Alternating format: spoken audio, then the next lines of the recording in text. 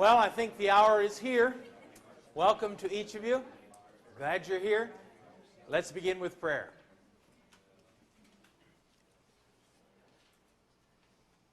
Father, we thank you for everything that testifies to your glory and your goodness.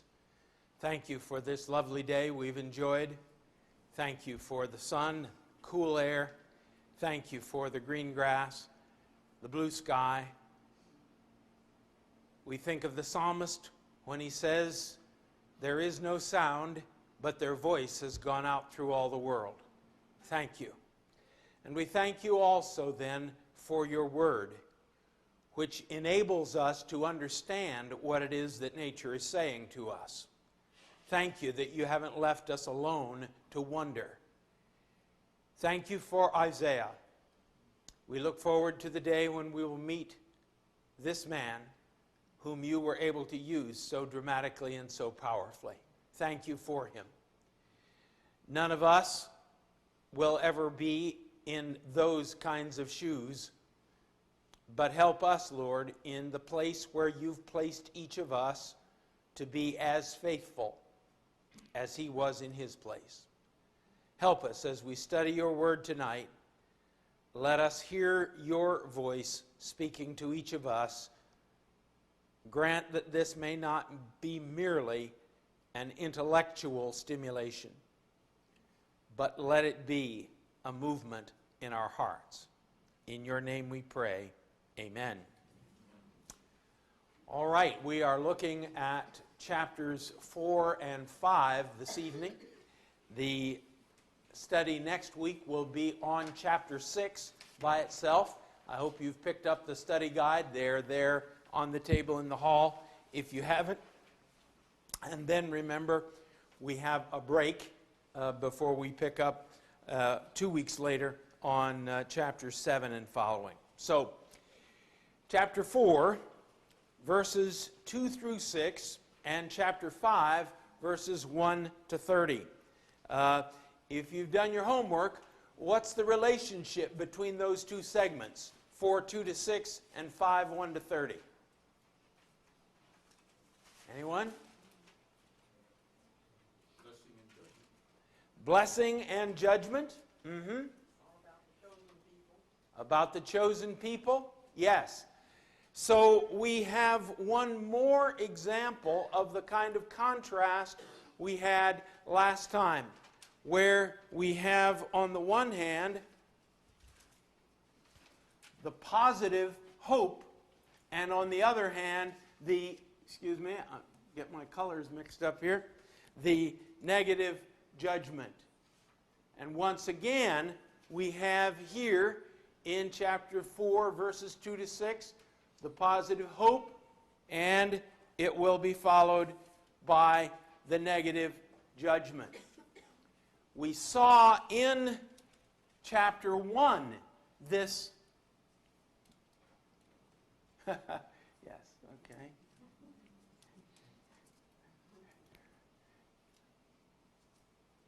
Same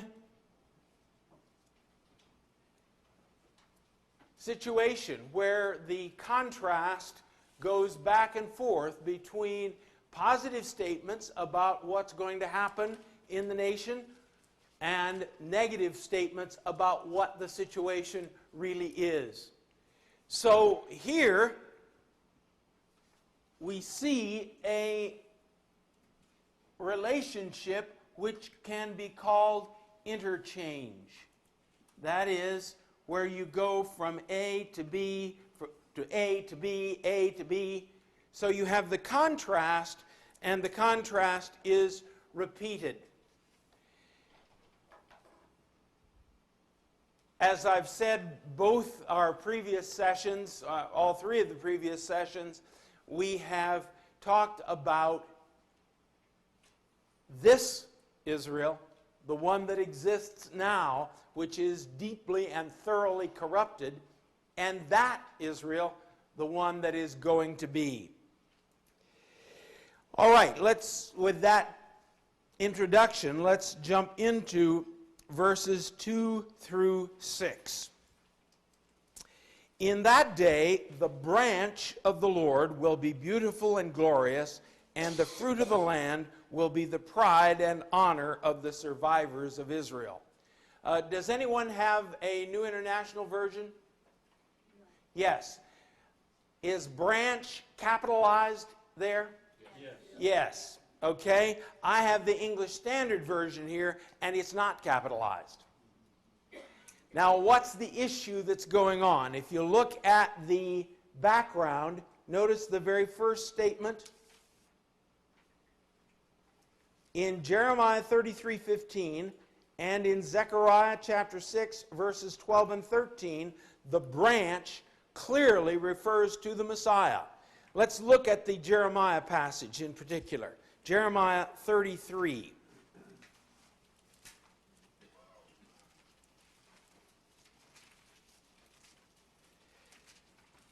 Chapters 30, 31, 32, and 33 are the positive part of Jeremiah. The rest is virtually all negative. But these center chapters are positive. Verse 14. Behold, the days are coming, declares the Lord, when I will fulfill the promise I made to the house of Israel and the house of Judah. In those days and at that time, I will cause a righteous branch, and this is the ESV, it's capitalized, a righteous branch to spring up for David, and he will execute justice and righteousness in the land. Well, that's clearly a reference to the Messiah. And we won't take the time to look at the Zechariah passage, but it's a similar situation there. Clearly, you're talking about the promised one who is to come. Now, the problem here has to do with the second point in background. Hebrew poetry is characterized by a device called parallelism, in which the second main clause of the sentence is in some way synonymous with the first. As in, and I've given you a hypothetical sentence, the Lord stretched out the heavens, the earth was founded by God. So Lord and God are synonymous. Heaven and earth synonymous as expressions of creation. Stretched out and founded are synonymous as actions of the Creator. So in poetry, and Isaiah is almost entirely poetry, you expect the second part of the sentence to be in some way repeating the first part. Now look at the second part of the sentence here. The fruit of the land will be the pride and honor of the survivors of Israel. What's the parallel to branch? The fruit of the land is the parallel, isn't it? Now, some will argue that the Messiah is the ultimate fruit of the land. And that, I think, is where the NIV translators come off with capitalizing branch and saying, well, that must be a reference to the Messiah. Perhaps it is, but there's room for question. Clearly, what is Isaiah promising, or what is God promising through Isaiah in this verse? The land will be what? Fruitful, abundant, rather than being the kind of desert that we're going to encounter in chapter 5. The promise is the land is going to be fruitful and abundant. The question is, are we talking about a literal fruitfulness and abundance or a spiritual fruitfulness and abundance? And this is a situation where, as the man says, you pays you money and takes you choice. I think either one is possible, and you can find reputable commentators on both sides of the issue there. But in any case, God is promising, rather than being a wasteland as it is now, the land is going to be abundant. Okay, verse 3. He who is left in Zion and remains in Jerusalem will be called holy. Everyone who's been recorded for life in Jerusalem. So what was the situation we just had in the end of chapter 3?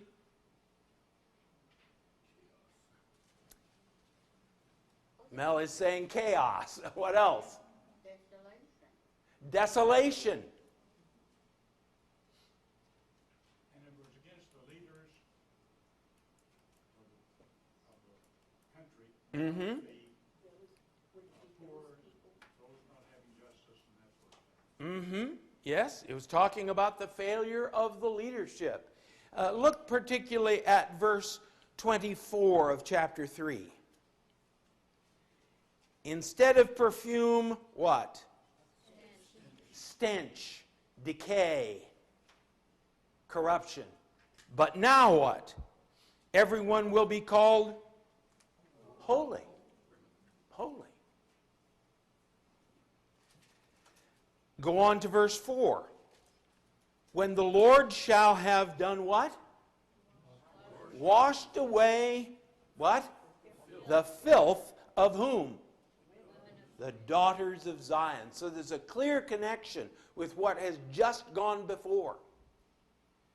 And the blood stains. I think that's a reference to the failure of the leadership, as they have both permitted violence and in some cases sponsored it in the land. All right. Now, what are we talking about here as compared to what we were talking about in chapter 2, verses 1 to 5? What was chapter 2, 1 to 5 promising?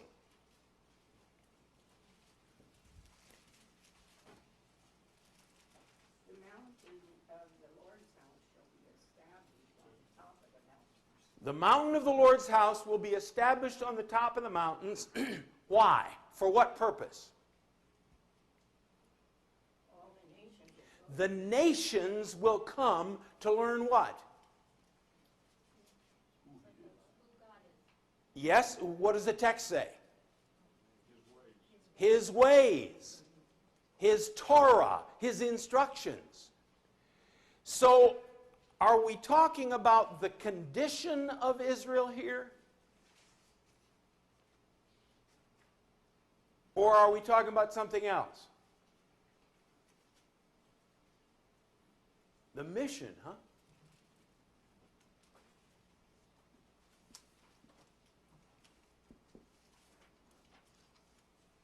Now, what are we talking about here in chapter 4, 2 through 6?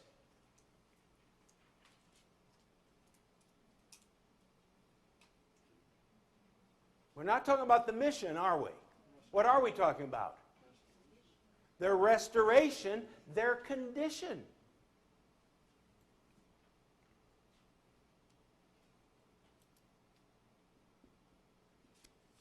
Now keep that in mind as we look further at the passage.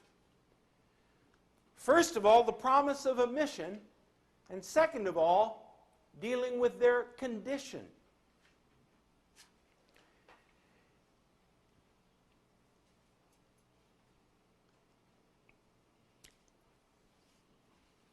Look at Exodus 19, verses 5 and 6. Those of you who are in the Exodus sessions, I hope you might remember that we said chapter 19 is the preparation for the covenant. When God prepares them cognitively and volitionally and affectively. In the cognitive preparation in verses 5 and 6, what will happen if they accept the covenant and keep it? They will be a holy nation. What does Isaiah chapter 4 promise? The remnant will be what? Holy. Now look at Deuteronomy 28, 9 and 10.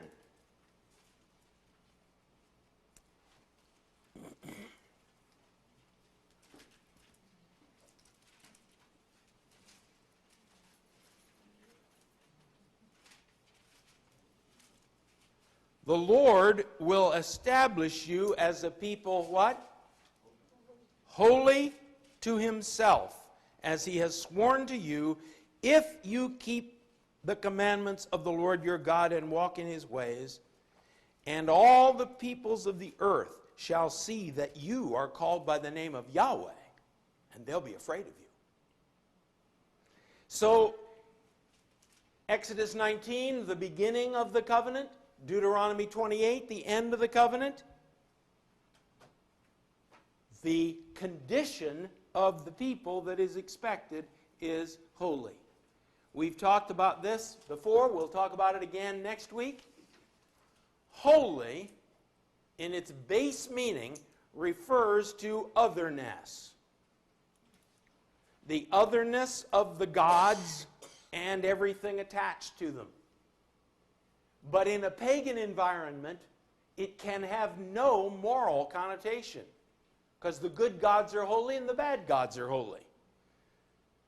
The kind gods are holy, the cruel gods are holy. The clean gods are holy, the unclean gods are holy. So holiness has no moral connotation whatsoever. But if it's true that there is only one being who is truly other, and that is Yahweh, then his character comes to define what other character really looks like. And that's the whole point of the covenant. It's not simply that we are set apart. I have dear friends who are of the Reformed persuasion. And they think that we second blessing holy rollers are really bizarre. And so for them, holy is simply to be other in your behavior than everybody else. Not for a moment. If anybody's peculiar, they are. The Bible very, very clearly tells us that we are expected to share the character of Yahweh. That's what it means when over and over again he says, you must be holy as I am holy. It's not just religious. It's not just dedicated. It is transformed. And God is promising here in chapter 4 of Isaiah, you're going to be transformed. This is the ultimate work of the Messiah. Not merely to restore us to God, but to transform us into the character of God. That's his goal. I've quoted it before, I'll quote it again. The book of Ephesians, chapter 1.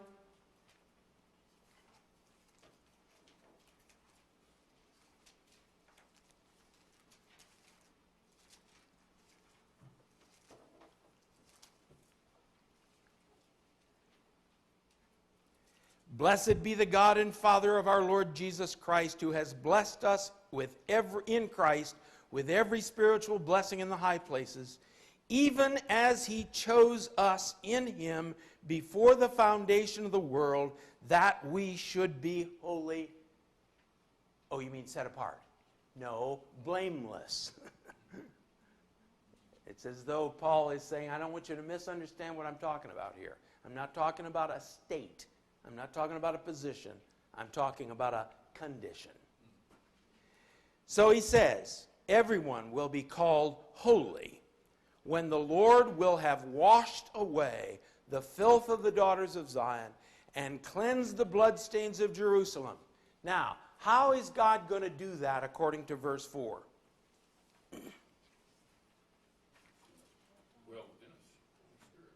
Verse 4. Verse 4. A spirit of judgment and a spirit of fire. Burning. Oh, he's going to come with a rose petal and sprinkle holy water on us. No. No. Now remember, the Hebrew word that is translated spirit, the word ruach,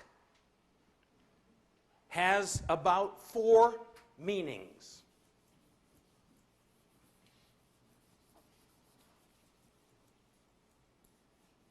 Hebrew, biblical Hebrew, has a very small vocabulary, so most words have multiple meanings as far as English is concerned. So the word is ruach.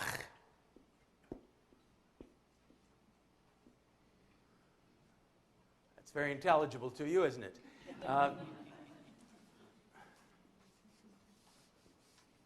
Ruach. And that's that rough H there on the end you have to sort of clear your throat with. It means wind.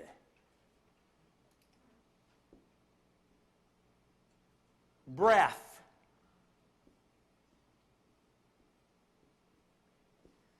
Spirit.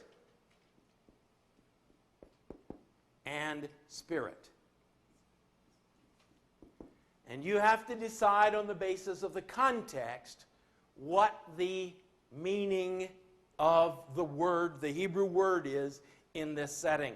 So you're going to find some translations that will say, with a wind of judgment and a wind of fire. So the whole others are going to say, with a breath of judgment and the breath of fire. So you are simply dependent on the context to know what's being talked about here. But the picture is of a firestorm that sweeps through the land. I've said it before, I'll say it again many, many times before we're done here. For these people, the only hope is through judgment.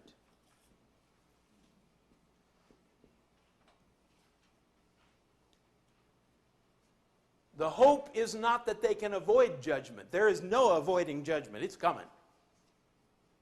The hope is that by means of the judgment, they'll not be destroyed, but they'll be cleansed. John, is there any reference there, or does that reference at all forecast the day of Pentecost? Well, what I would say is this is primarily talking about the exile. It's talking about the fire that's going to come and cleanse the land of the filth of the city. However, by God's utilizing the fire sign in Pentecost, I think he's tying back to this. And that's one of the issues that we wrestle with in terms of the relationship of the Old and the New Testament.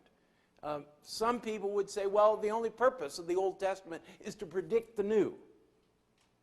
Others will say, there's no relationship between them. The New Testament people just inappropriately utilize stuff from the Old Testament. As I've said before, the middle of most roads is as wide as a razor blade's edge, and there are big ditches on either side. But here's where I think the middle of the road is, and that is the Old Testament has its own meaning with its own integrity, but the New Testament is an intrinsic part of that, and God utilizes the Old Testament for his ultimate purposes. Okay.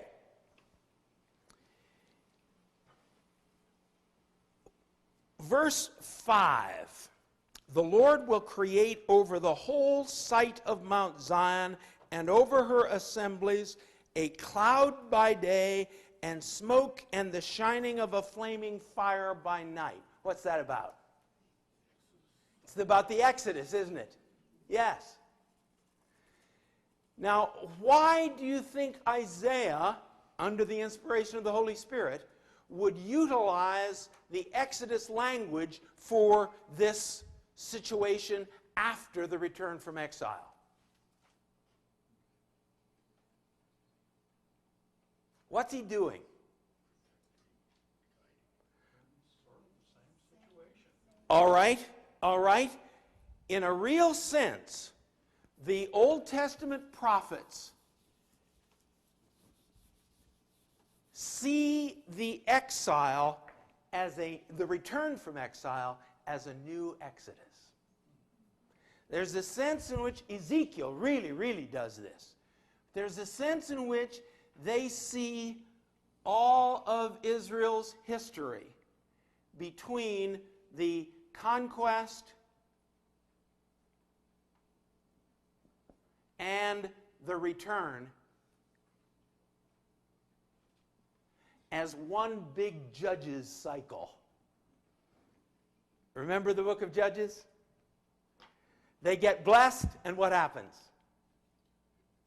They forget God. And forgetting God, what do they start to do? Worship idols. And what does God do in response to that?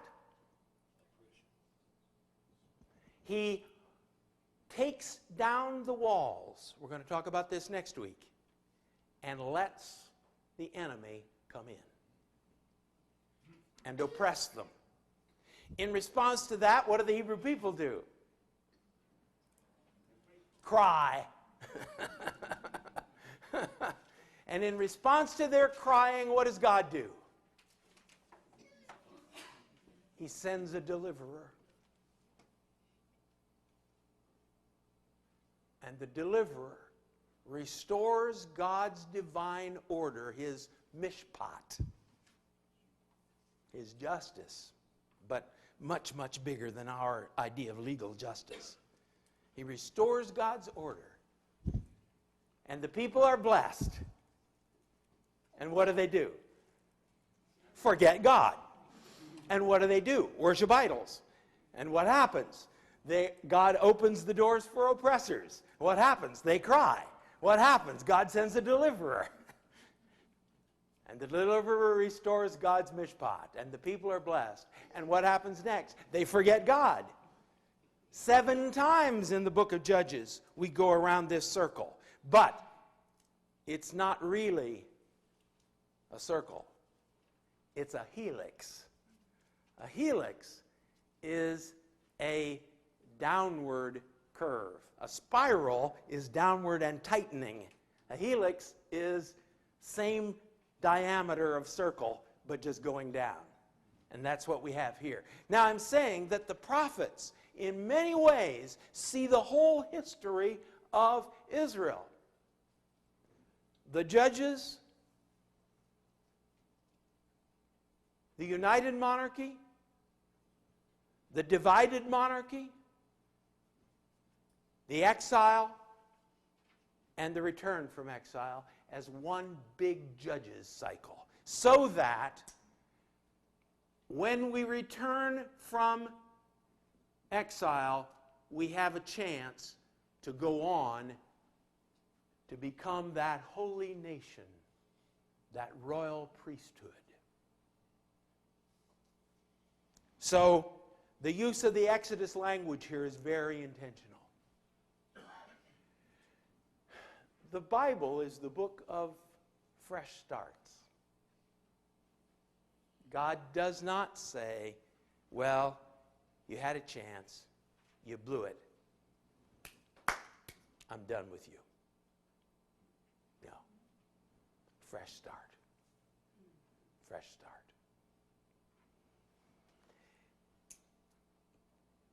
And we go on then with, over all the glory there will be a canopy. Verse 6, a booth for shade by day from the heat, and for refuge and shelter from the storm and the rain.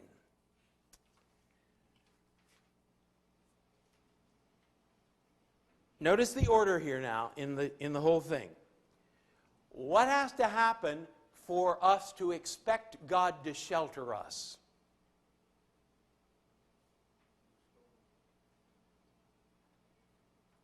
We've got to be cleansed, don't we? We've got to come to that place where the fire has played upon us and burned away the dross and the corruption. And when we're in that condition, we can expect God to guide us and protect us and be a shelter. There are a lot of people in the world who expect God to guide them and protect them and shelter them when they're living for the devil, and get upset with God when he doesn't. There are conditions on this thing.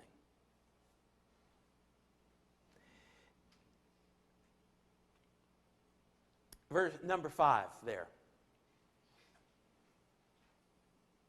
Anybody care to share some ways in which God has been a shelter, shade, a hiding place, a refuge in your life?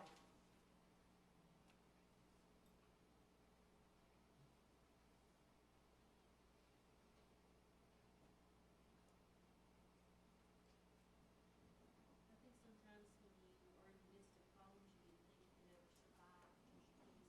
Yes. Yes. In the midst of problems you didn't think you could ever survive, he gives you peace.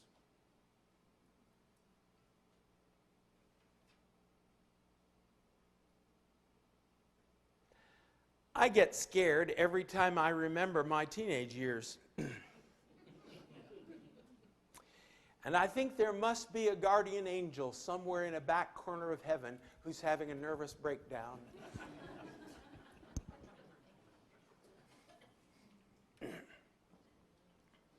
I remember a night, Karen wanted me never to tell our boys about this. I remember a night when I took a carload of guys in a 57 Olds and floored it, went over the top of a hill and went airborne. Came down straight and went on a little bit slower. In a moment, 5 boys could have been incinerated because of the idiocy of the driver. And I think God was a shelter in that moment. It reminds me of an event in my life in which rolling down a highway in the desert area there in California, and had a pretty brand new Buick. I went around to start to pass a semi, and as I came around his left side, I saw a cow or a steer jump out in front of him. And he didn't see me, so he swerved, and I went off the road, tumbled over several times, had a passenger with me, a friend, not a scratch on us afterward. And in fact, the humorous part of this is, the car was so badly damaged that when we got to talking to the state patrolman, he said, well, it certainly was a miracle, because we said, well, it was just the grace of God. He saved us. And the highway patrolman said, well, he certainly wasn't sitting in the back seat.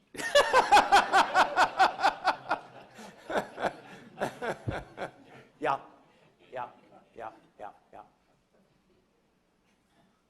And I think, again and again, of all of the innumerable times when God has sheltered us and we haven't known it. We haven't been aware that 2 seconds difference between life and death. I confess that it's very easy for me when difficulties arise to say, why, God? And sometimes I think I hear God saying, why not? I've protected you many, many more times than you know anything about. All right. Let's move on then. Anything else you want to talk about on 4 verses 2 through 6? Yes? Oh, I read something that caught my interest here about the cloud and the smoke, and we're talking about going back to the Exodus. And I think this is called the Shekinah. Shekinah. The a physical or visible presence of God? To kind of. Yes, and this is actually a Hebrew word.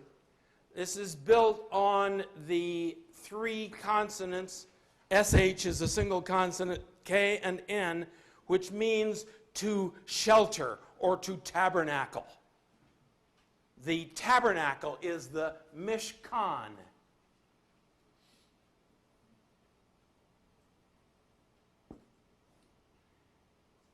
This word does not actually occur in the Bible. It occurs in the Aramaic paraphrase of the Old Testament, and it occurs all over there. The glory of God, the tabernacling glory of God. And probably John is thinking of this when he says he tabernacled among us. He pitched his tent among us. So that idea of the presence of God, the glory of God, is one that does show up, as I say, in the Aramaic paraphrase of the Old Testament, and then is pretty clearly in the thought processes of the writers of the New Testament. Okay, let's move on now, and once again, with just no transition at all, we move from hope back to judgment. This is very, very typical of Isaiah. He's going to close this introductory section with these words of judgment. He's never going to stop with the future hope so that we can say, oh, everything's going to be fine. He drags us back to the present where everything is not fine. And some things are going to have to change if that glorious hope is ever to be realized. Let me say one more word before we leave it. I think the order here is very significant. Why is it that God gives us this transformed condition? Why does He make our Jerusalem a place of refuge and shelter instead of a place of bloodshed and violence? It is for the sake of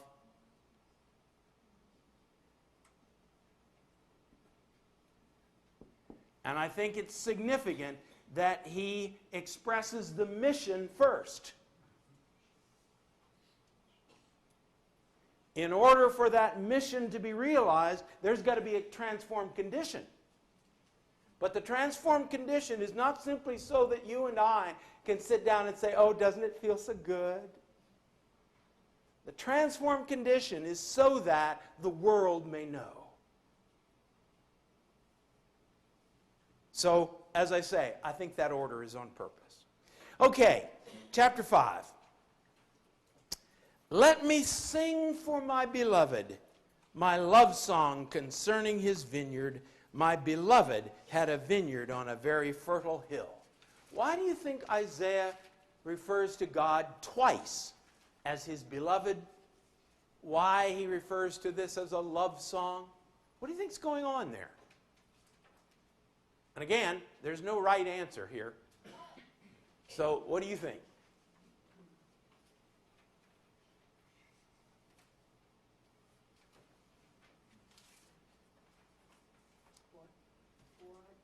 What may have happened in Isaiah's life that brought him in a close relationship to God?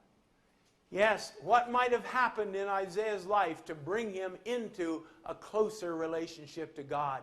Yes, yes. As I said at the outset, it's not at all clear that these are in chronological order, that they were preached in this order.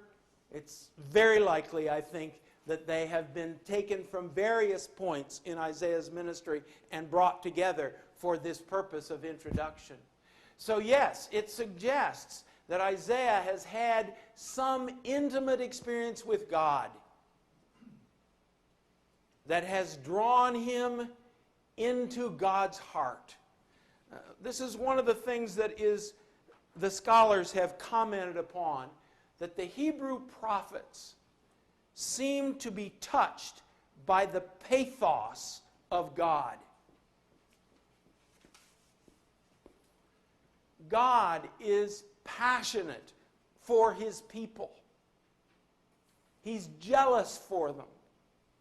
He wants their best. He longs to give them his blessing. And yet it seems as though they are determined to have their own way at all costs. And it seems that the prophets, you've got prophets in other parts of the ancient world, but you don't have any place where the prophet is entering into the heart of God. So in this situation, it's as though Isaiah is feeling the heart of God as God looks at his vineyard. As I say in the background, Judah was only good for growing grapes, just almost nothing else. It's a rock pile. Israel, the northern half of Solomon's old kingdom, that had some land that was reasonably good for growing wheat and barley, for pasture. Not Judah. It's vineyards. And the soil is pretty good for vineyards. So it's not merely that that's all they can grow. It's really, that's what the land is really good for. So, in terms of rhetoric, in terms of persuasion, Isaiah knows who he's talking to. Those Judean farmers, their ears picked up when he said, my beloved had a vineyard. Oh, vineyard. Oh, yeah, yeah. As I say in the background, it was 3 years before you got your first crop. Your first year was spent basically clearing the land. I've told this story before. My dad went with me to Israel when he was 82. He was an Ohio farmer. We were driving down the road one day in the bus, and he was sitting next to the window just shaking his head. I said, Daddy, what's the matter? He said, why would anybody fight for a rock pile like this? And that's what it is. It's a rock pile. So you spend that first year clearing the field of the rocks, using the rocks to build walls. The next year, you get the best vines you can, you plant them, you put them in. Remaining time, you clear more rocks, build watchtowers, because people will steal your grapes if you let them. You dig out a wine press, a hollow in the rock, and you have a big long pole, and you weight that thing with rocks so that it will squash the grapes in baskets in the wine press. Finally, the third year, you're ready to go out and get the grapes. Wow. Look at them. Big, big clusters hanging there. Each grape just bursting. I'm going to make a lot of money off this. You take a grape, pop it in your mouth. It's bitter. Oh, maybe that was an accident. They're all bitter. After all my beloved's work.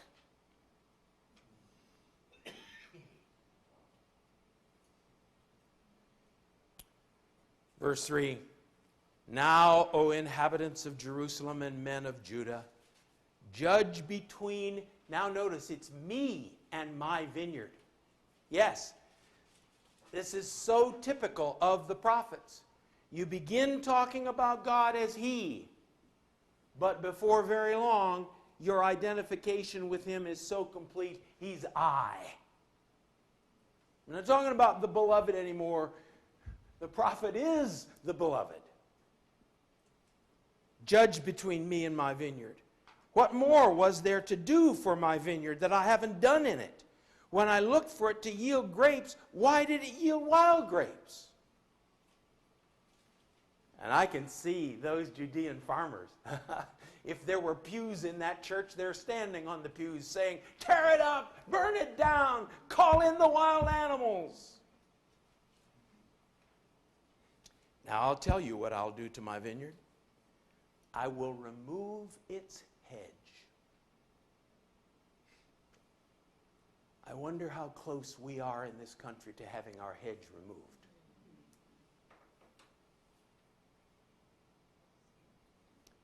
And it will be devoured. I'll break down its wall and it'll be trampled down. Call in the cows. Call in the sheep. Worst of all, call in the goats. When goats are done with a field, there's nothing more to be done for it, because they pull the stuff up right by the roots. I'll make it a waste. It won't be pruned or hoed. Briars and thorns will come up on it. Here's another theme of the book of Isaiah, briars and thorns. We're going to encounter this about 6 more times. I'll command the clouds that they rain no rain upon it. And this next verse, now verse 7, is sort of like Nathan and David. David, do you know what? There's a man in your kingdom. Oh, there is? Oh, it feels so good to get excited over other people's sins. He took his neighbor's one lamb and cooked it for a guest. David says, that man deserves to die. And the long, bony, prophetic finger points right in David's face and says, you are that man. Verse 7, the vineyard of the Lord of hosts is the house of Israel. You want him to tear up the vineyard? You want him to knock down the wall? You are the vineyard. I say in the background, there's a Hebrew word play going on in the end of verse 7. He looked for mishpat, but behold, mispach. Bloodshed sounds like mishpat. There's a word play. He looked for justice, found bloodshed. For righteousness, tzedakah. And behold, za'akah, a scream. So again, this is poetry, and it's beautiful, powerful poetry, even more so in the Hebrew than necessarily in the English. Okay, now, what are the bitter grapes? They are spelled out here in a series of woe poems. I say again in the background, you constantly have to remember, in English today, woe is a kind of a judgment term. Woe to you. You're going to get it, and I'm glad. But really, it's a word of regret and grief. There is no contemporary English word that gets it. You have to use the archaic alas.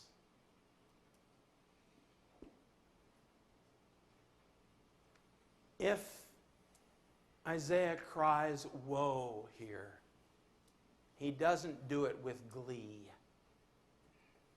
He does it with a tear. Oh no. Oh no.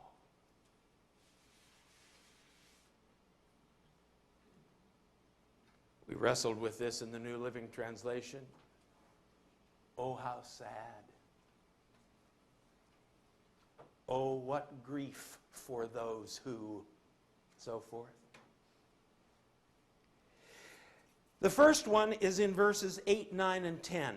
What's the bitter grape here? Greed. Yes. Now, I don't know whether these are in descending order or not. There are a couple that maybe don't quite fit, but it's very interesting to think about the order here. And notice, greed is the result of what? Think about the Ten Commandments.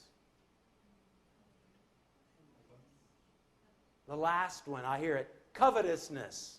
Covetousness. If I just had what somebody else has, I'd be happy. Paul calls this idolatry, the worship of this world. Is it true that the destruction of a nation begins with greed? Interesting to think about. Verses 11 and 12. What's the bitter grape here? Self-indulgence.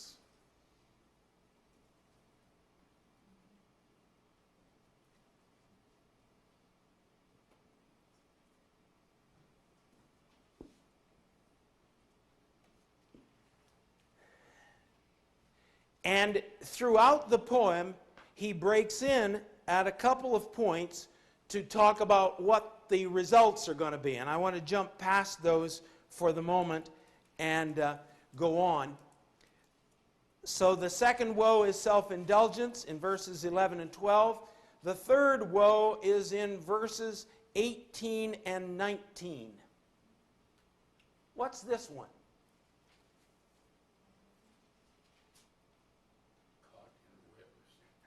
Caught in the web of sin, Mel says, yes?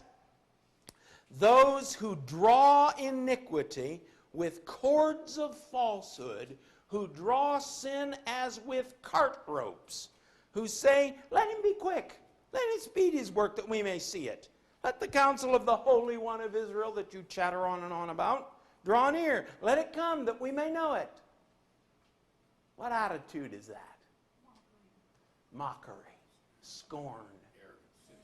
Mm-hmm. Mm-hmm.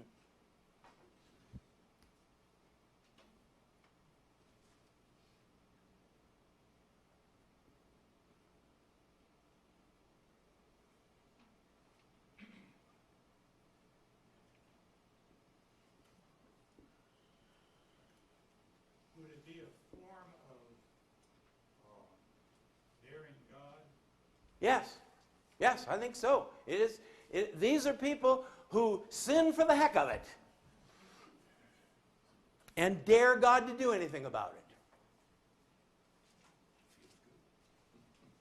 Yes.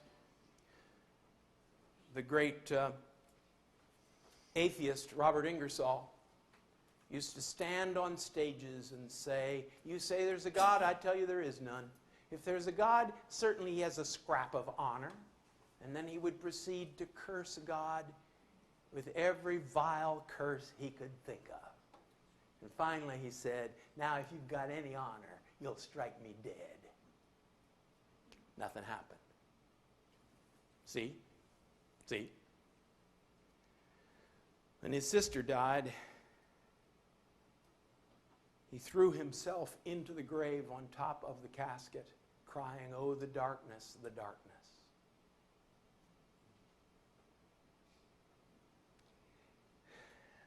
The fourth woe, verse 20.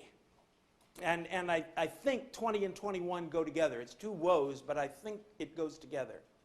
What's this one? Deliberate rejection, and in fact, reversing the moral order. Who call good evil and evil good. Darkness is light and light is darkness. Bitter is sweet and sweet is bitter. And again, I don't think you have to look very far on your tube to find this. They're not facing reality. They are reversing the moral order.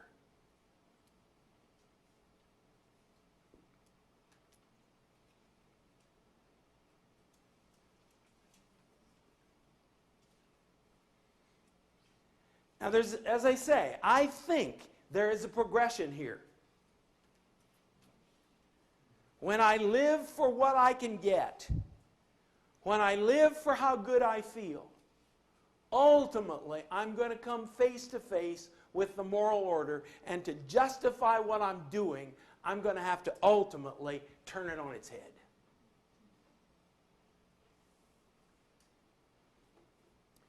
There's a sense in which, then, the last one, 22 and 23, is particularly aimed at the leaders. They are heroes in drinking wine, valiant men in mixing strong drink. Boy, you haven't tasted a martini till I've put it together. I've studied this carefully. Who cares? And acquit the guilty for a bribe and deprive the innocent of his right. There's a sense in which I think what we have here is another of these graphic illustrations, where he sort of says, where does this all lead? It leads exactly where we are, to leaders who are drunks and whose greatest accomplishment is in becoming drunker, and as a result are perverting justice on every side.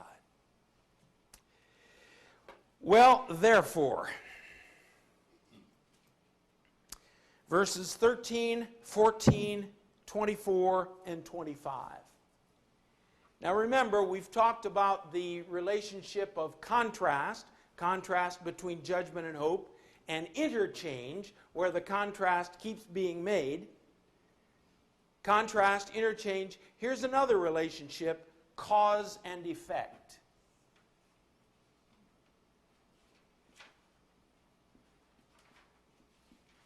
And this relates to the old preacherly line, when you see a therefore, ask what it's there for. Because it is telling you that something has happened, and this is the result. Now look at the results. Verse 13, my people go into exile for lack of knowledge. We're not talking about intellectual knowledge here. We're talking about personal knowledge of God and His ways. Lack of understanding. Lack of understanding, yes, yes. Verse 14, so the underworld has opened its mouth.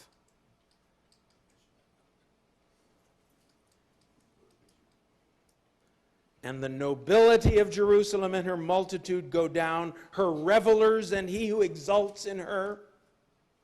And here comes language that reminds us of chapters 2 and 3. Man is humbled. Try to exalt ourselves, and the result is we become meaningless. Each one is brought low, the eyes of the haughty are brought low, but the Lord of hosts is exalted in justice. The holy God, this is a very important verse, shows himself holy. How? In righteousness. Yeah. He's the Holy One, and therefore his character defines holy character. What is holy character? Righteousness. Doing the right thing, no matter what it costs. Then the lambs will graze as in their pasture. Nomads will eat among the ruins of the rich. Yeah. The nation is going to be, the land is going to be desolate. All these big houses that you built on the backs of the poor are going to be ruins, and sheep are going to graze in the ruins. Verse 24. Therefore, as the tongue of fire devours the stubble, as the dry grass sinks down in the flame, their root will be rottenness, their blossom go up like dust. He's going to talk about the flower of the field, 25 chapters ahead of us. Why?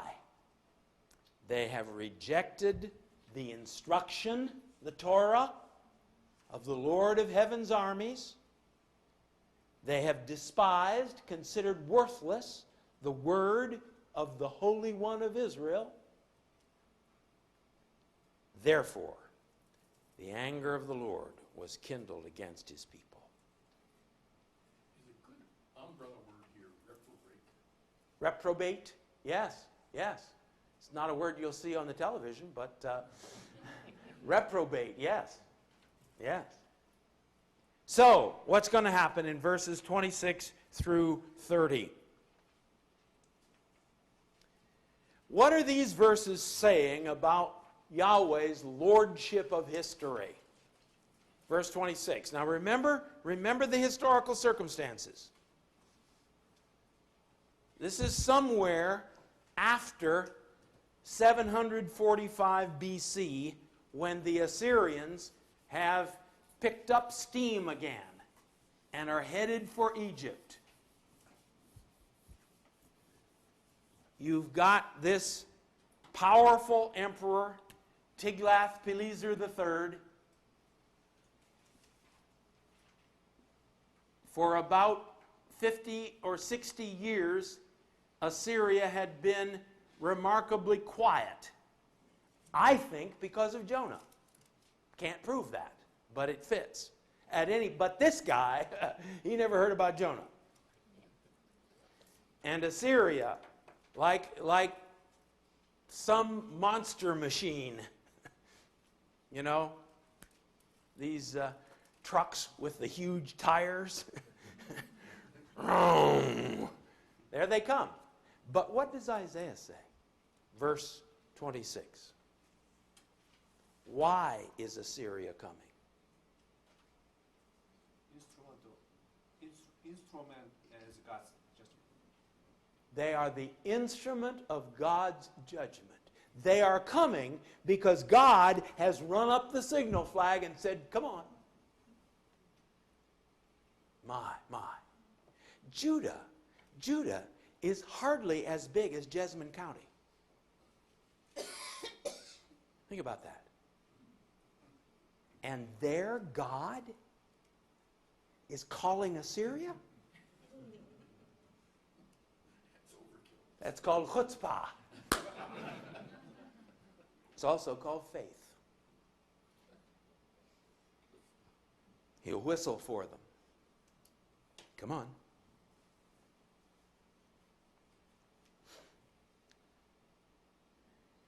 This is the fulfillment of the imagery of verses 5 and 6.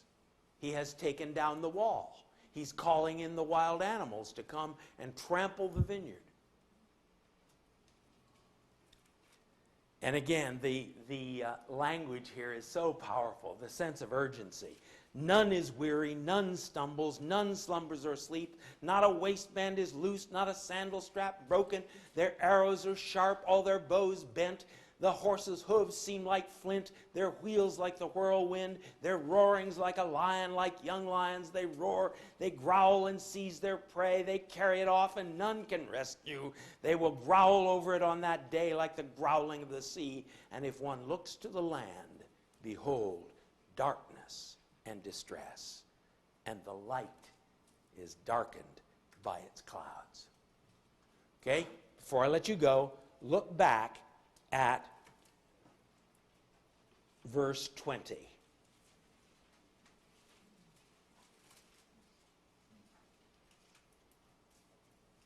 You want darkness?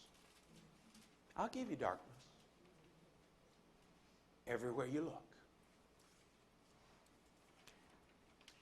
God, as the psalmist says, is light, and in him there is no darkness at all. To him, even the darkness is as light. But cut yourself off from him. There is no light. We're going to come to this again in the end of chapter 8. You get the same kind of thing. You insist on being the source of your own light, and you have nothing but darkness. Questions, comments before I let you go? What is that? In one chapter, where he says, please, where does please, how does that translate into You find it? 3, chapter 5, and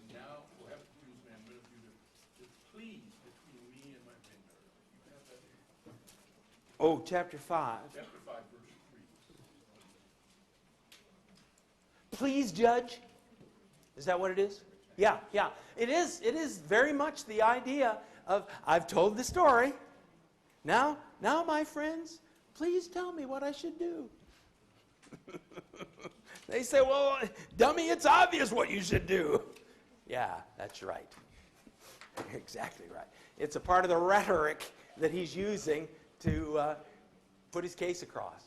Yes? Can I just clarify back at the very beginning about the branch? Are you saying because of the parallelism that you don't believe the branch is referring to Messiah in this case? That would be my position because of the parallelism, which talks about the fruit of the land. Those who would say, no, it is the Messiah, they will say fruit of the land is intended to be metaphorical, and the Messiah is the fruit of Judah. And that's certainly a possibility. Anything else? But either way with that, with branch, it means life. They're looking at life, are they not? Yes, either way, branch is talking about fruitfulness.